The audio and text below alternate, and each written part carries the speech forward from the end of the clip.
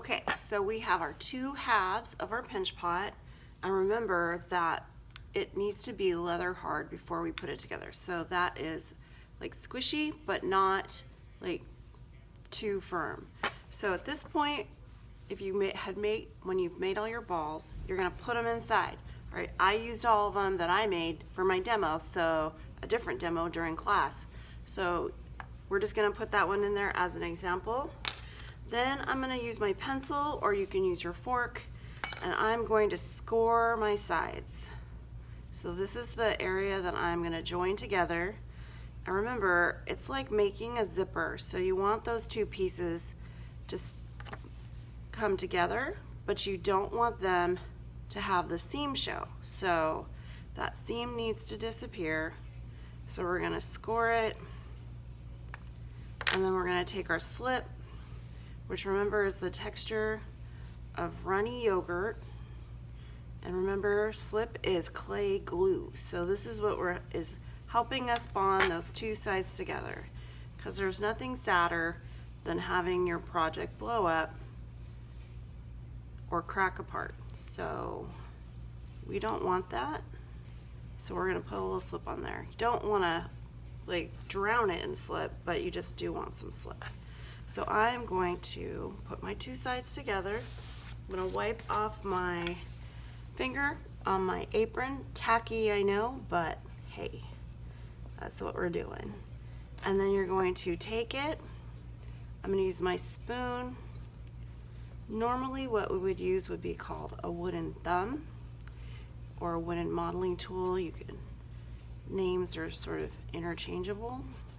However, I like to call it a wooden thumb because it's shaped like a thumb. But in this case, we're using our spoon, which has kind of a similar shape or contour. And we are gonna blend this together. And I wanna make sure, I'm just gonna go all the way around a couple times. Make sure that seam has gone away.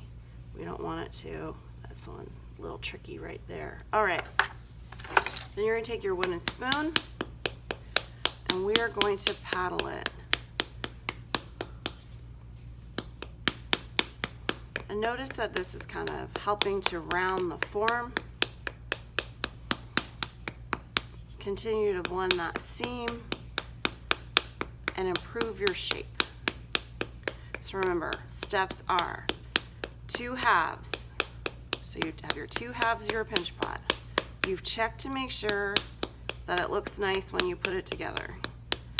You're gonna put the balls inside, you're gonna score it with your pencil or your fork, and then you're gonna add some slip, and you're gonna paddle it. Now, I'm gonna paddle the top as well, because that's gonna help me make it into a nice round form. Then I'm gonna take my rubber smoother, I'm going to blend it,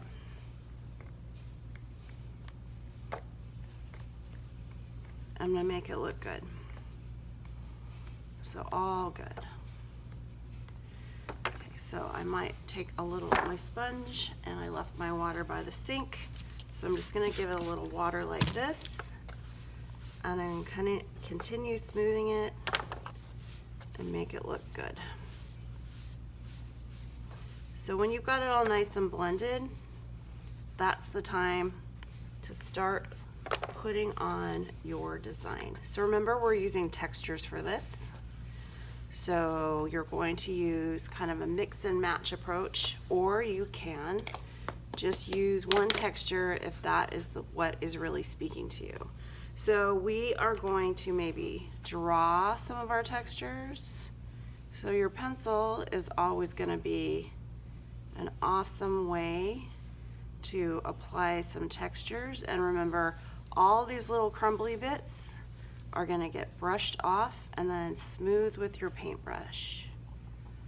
And then I have a slight obsession with polka dots, so I'm going to use the end of that pencil, and I'm going to start making some cool dots. So I'm pressing, trying to make a nice pattern with it. And then I think I'm going to add some neat knife marks over here. So I'm offsetting the knife marks so it makes a nice pattern.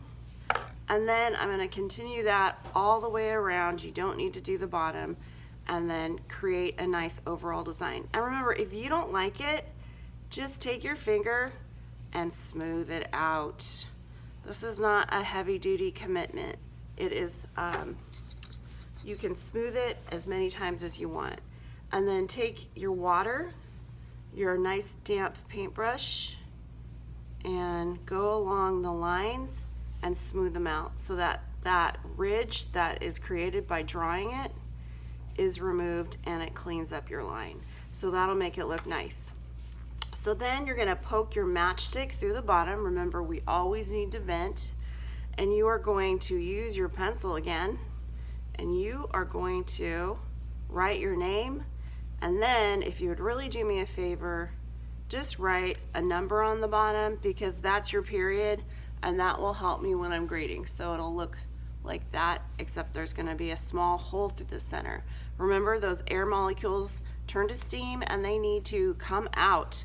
So you don't need a giant hole. You have to make the hole smaller than those balls that you just made, so that are inside, that create that nifty rattle sound.